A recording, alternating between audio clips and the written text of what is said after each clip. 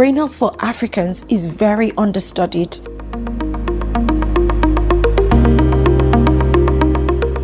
The main goal or the primary aim of the Brain Resilience Kenya project is to understand the traditional but also the more contextually relevant stressors that Kenyans and of course Africans face.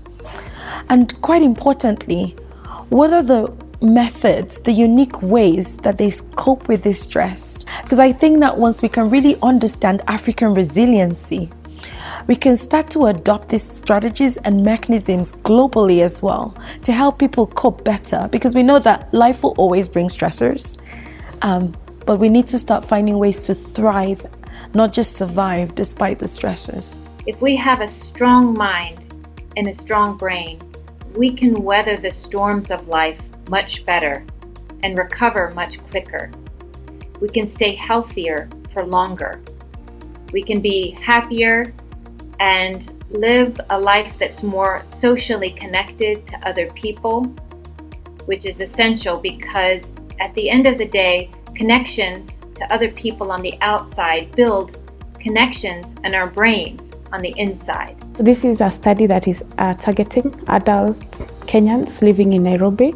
So one of the criteria is that you need to be an adult 35 years and above. Then we say you have to consider yourself healthy. As a participant, what you would go through is you come in, we get your consent or your permission to partake in the study. After that, we do some routine measurements like your height, your weight, your BP, checking your strength, balance, things like that. Followed by some lab tests. After the lab tests, we do some cognitive tests. This is basically asking them questions and taking them through some brain games, which are measuring their attention span, their processing speed, and their memory. Some of the questions are also about their working memory, and which we will compare at the end of 1 year.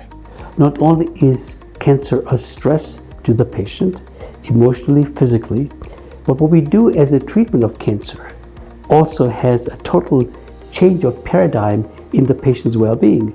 Those stresses are tremendous, so we said, why don't we introduce an iatrogenic stress in the BRK population, where you have healthy subjects, but we'll take 25 breast cancer patients, 25 prostate cancer patients, assessed at baseline before any therapy, right after diagnosis, and then followed through during treatment and see how these stresses manifest themselves in the biomarkers, in the readings of the Fitbit, and do we at some point in time, at the end of the study, identify any biomarker that leads to both aging, frailty, resilience, or whatever other parameters we might discover. One of the biggest stresses one can be affected by is a chronic condition like cancer.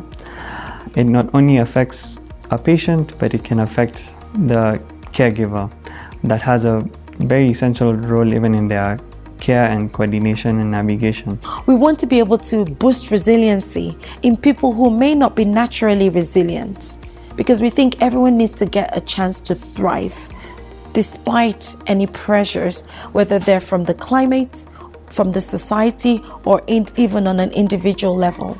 And for us to develop treatments that work for Africans, you have to participate. You have to do your own bit. So really encouraging people to take part.